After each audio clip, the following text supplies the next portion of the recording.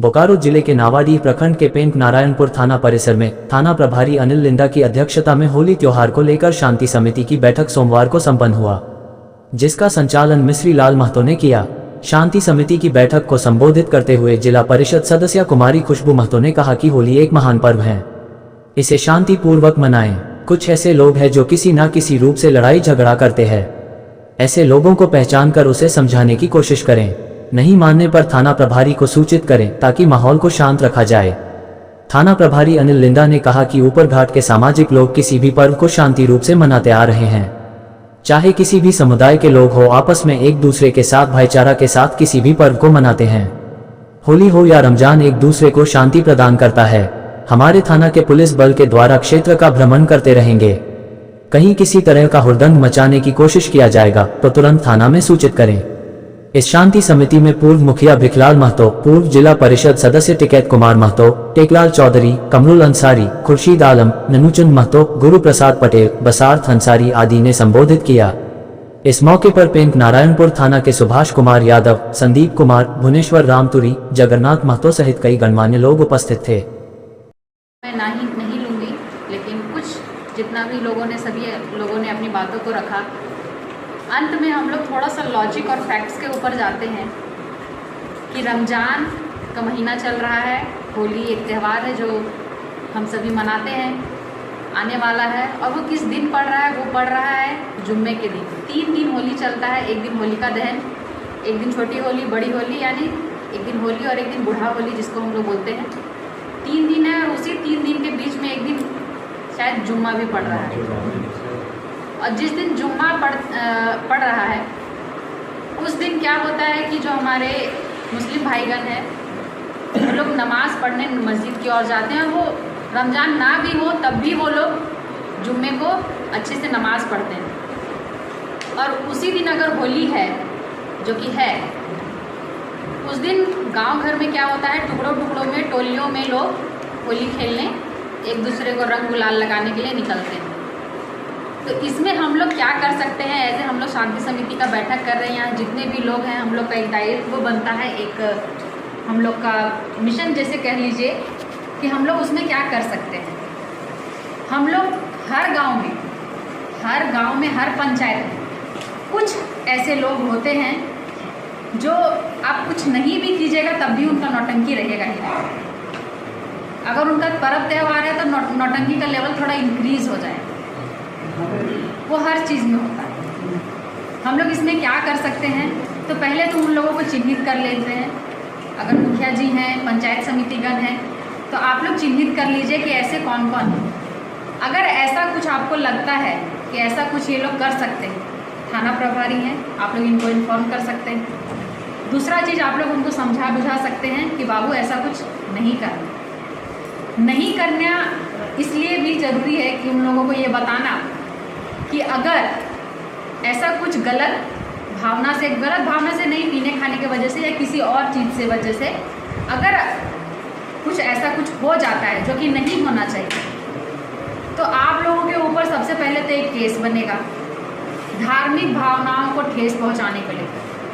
और अगर ऐसा कोई केस आपके ऊपर लद गया तो बाबू आपका सरकारी नौकरी या किसी भी संस्थान में नौकरी करना खत्म। वो सपना आप सोच लीजिए। अगर आप सोचेंगे कि नहीं नौकरी ही तो जाएगा, विदेश में काम कर लेंगे, तो बाबू आपका पासपोर्ट भी नहीं बनेगा, क्योंकि पासपोर्ट वेरिफिकेशन कहाँ होगा? थाना में। और जब आपके नाम से एक केस रहेगा तो थाना प्रभारी वहाँ कर देंगे ब्लॉक, उसको वेरीफाई ही नहीं करेंगे। क्यों करेंगे? बाबू तुम अपना गाँव घर में जब इतना हल्ला कर रहा है तो विदेश जाके तुम क्या ही कांड करेगा? तो ये चीज़ सबसे पहले अपने गाँव घर में समझा देना है।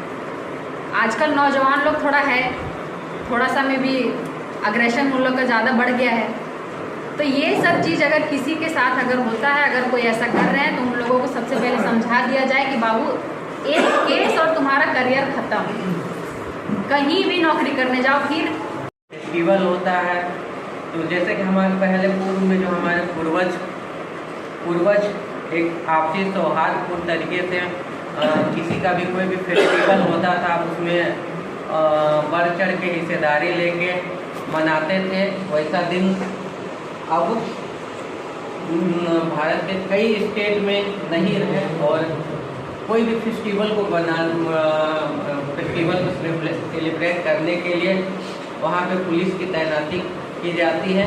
ये हमारे लिए बहुत दुर्भाग्य की बात है और बहुत दुर्भाग्य की बात है, बहुत विडंबना की बात है कि इस तरह से स्थिति पैदा हो गई है।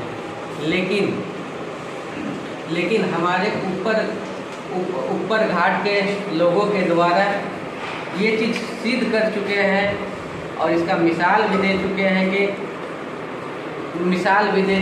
कि जो हमारे पूर्वजों ने हमें विरासत के रूप में दे के गए थे, उसको आज तक ऊपर घाट के लोगों ने उसको अक्षुण्ण बनाए रखे हुए हैं। और ये किसी हमारे ऊपर घाट के लोग के द्वारा ये चीज़ सिद्ध कर चुके हैं कि चाहे कोई भी कम्युनिटी का फेस्टिवल हो, हम लोग एक साथ हैं और एक साथ मिलकर उसको सेलिब्रेट करेंगे। ये चीज़ आप लोगों के द्वारा एक अच्छे समाज होने के नाते आप लोग सिद्ध कर चुके हैं। इस सुंदर विचार के लिए मैं ऊपर घाट के तमाम लोगों जो आप यहाँ पे उपस्थित हो उसको मैं अपने ओर से हार्दिक अभिनंदन करता हूँ। और इस तरह का चाहे कोई भी फेस्टिवल हो, आप यहाँ का इतिहास रहा है, हिस्ट्री रहा है कि आप लोगों ने बढ़ चढ़कर हिस्सेदारी ली है। और अब तक की मेरी जानकारी में एक महीना होने जा रहा है मेरे थाना प्रभारी के इस थाना में।